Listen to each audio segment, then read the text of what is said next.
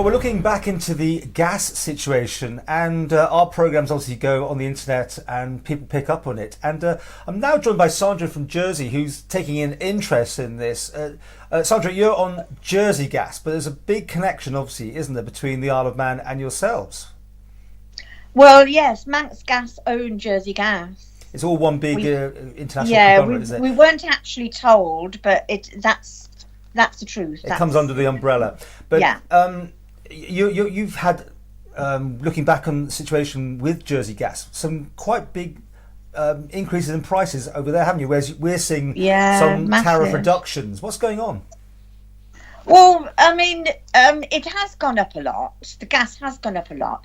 But the latest thing is annoying because Jersey Gas asked the states of Jersey to help them, like furlough their staff. But they wouldn't give them all the information they needed. The states of Jersey asked for certain information, and Jersey Gas wouldn't give it to them. So they've refused them help. So they put our gas up to cover this 6.5%, but they didn't. And then on our gas bills, it had temporary rise of 6.5% to the tariff for purposes of COVID. That was on the tariff section on our bill, and then that's disappeared now, that sentence, and it's just permanently gone up 6.5%. I know you've had a problem with your boiler and not paying quite enough in, and it's got all out of control slightly. Yeah, it has gone. Yes, it's crept up because that's right. I was on. We had a tier system, and they, without saying anything to anybody, I was on. I don't know, tier. Is this the bandings that we were having and then we now got rid of? Bandings. Yeah, band. Yeah. Banding. Yeah, and I was on band. I don't know, D or something like that. But without telling anybody, they put everybody up to band A. So it all went up to the most expensive one, and we weren't told. Oh, so you hadn't changed your standing order, so you got stuck that way, did you, sort of thing? Well, yes, basically that's what it was. Yeah. Now you're funny. If you've got problems down there, you actually are referred to Isle of Man. Your call centre is here, is it? Is that right? Am I getting that right? Yeah. And then when I emailed them about and sent a letter, it was passed on to Isle of Man.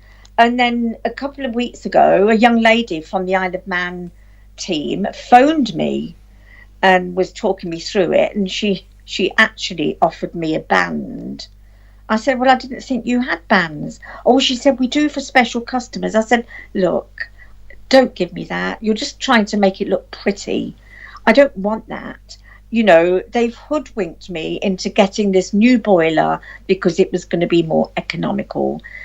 My debt has now built up. So basically, I want them to cancel the debt, write off the debt, and then I will pay a bigger monthly sum than I have been doing.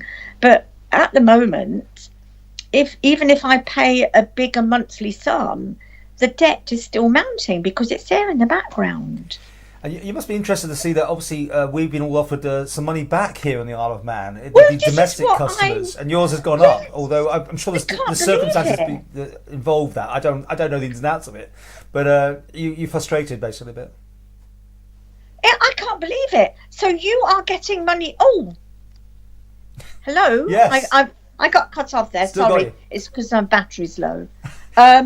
Yeah, it's I can't believe it that you're getting money back. Well, that's They're the not proposal. giving anything to us at all. Yeah, but that's going to happen. Does it look as though it's going to happen? Well, it's the domestic customers who are going to get the benefit allegedly, and then other people, the commercial operations are obviously paying more, but they found out the government's paying even less. It's quite a long thing. But at the end of the day, you have a group, do you, like Barry Murphy here? I mean, you're part of the sort of thing to inquire into what's going on. I mean, no, I've just written to them because I'm angry about it. And that's all I've done. But I wrote to them, and I also copied the letter to our Minister of Economics, Lyndon Farnham. He's ignored it, and he was the one that was dealing with them when they asked for furlough.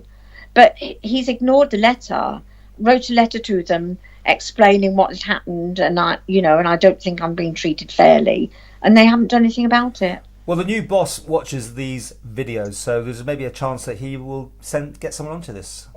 Yeah, I mean, I've been a customer of Jersey Gas for 50 years. I've never owed them any money. I always pay my bills. And I just think this is disgraceful. But now gas is becoming a luxury here. And also, there are a lot of Jersey Gas customers going over to electricity. And I went down to ask about it, and I'm having to wait because there's such a big demand for them visiting people's houses, going over to electricity.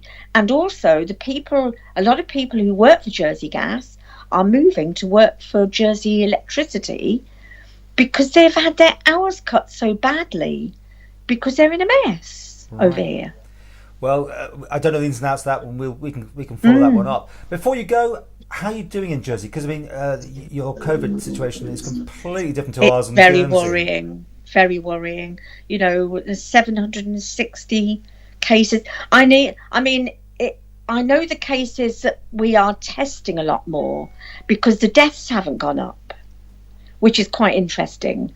The deaths are still 32. I know 32 too many, but the deaths haven't gone up at all. But you didn't have a shutdown, did you? Like Guernsey and the Isle of Man. It was economic. No, we had one. First. We did have one. A little one. But that was a long time ago. But no, you see, they've stayed open because of the economy. But I don't know. I just think it's very worrying. People like us, we're staying in. We're being very, very careful. But it's too late, really. Please like and subscribe to the Isle of Man TV channel. Thank you.